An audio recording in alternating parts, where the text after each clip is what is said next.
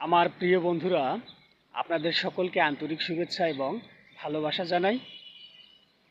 আপনাদের সকলের সহযোগিতায় আমার 10K পূর্ণ হয়ে গেল। আপনাদেরকে হৃদয় থেকে অনেক অনেক ভালোবাসা, শুভেচ্ছা এবং শুভকামনা জানাই। আপনারা সবসময় পাশে রয়েছেন বিধায় এটা সম্ভব হয়েছে। 10Kটা খুব ছোট্ট একটা সংখ্যা হলেও একজন কন্টেন্ট ক্রিয়েটরের জন্য অনেক কিছু।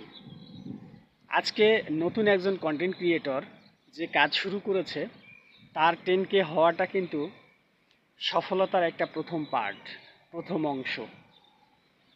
এই সফলতার পিছনে কিন্তু অনেক গল্প থাকে, প্রত্যেকের ক্ষেত্রেই হাজারো গল্প থাকে, যেগুলো হয়তো সামনে আসে, কিছু কিছু সামনে আসলেও আসতে পারে, আবার সামনে কেউ নিয়ে আসে না।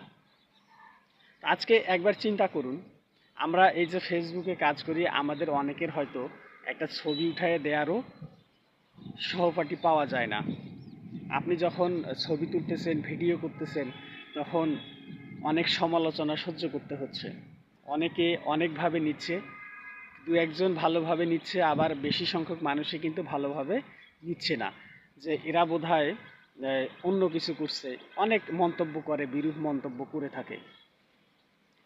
কন্টেন্ট তৈরি করতে গেলে যে কষ্ট হয়, কন্টেন্ট তৈরি করতে গেলে যে চিন্তা ভাবনা করতে হয়, কন্টেন্ট তৈরি করতে গেলে অনেক কিছু ভাবতে হয়, সঠিক এবং সত্য বিষয়টাকে উপস্থাপন করতে হয়, বের করতে হয়, এগুলো কিন্তু অনেকেই বুঝতে চায় না।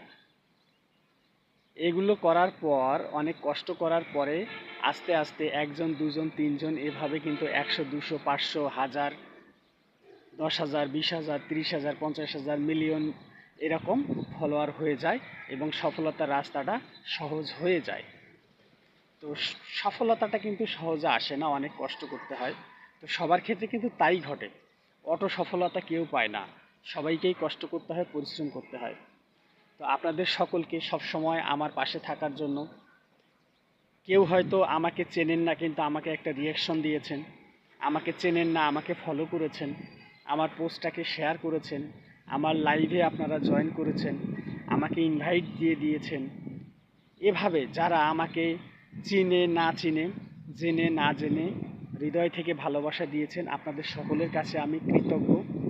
আপনাদেরকে আন্তরিক ধন্যবাদ জানাই, মোবারকবাদ জানাই। আপনাদের সকলের দীর্ঘায়ু এবং সুস্বাস্থ্য কামনা করি।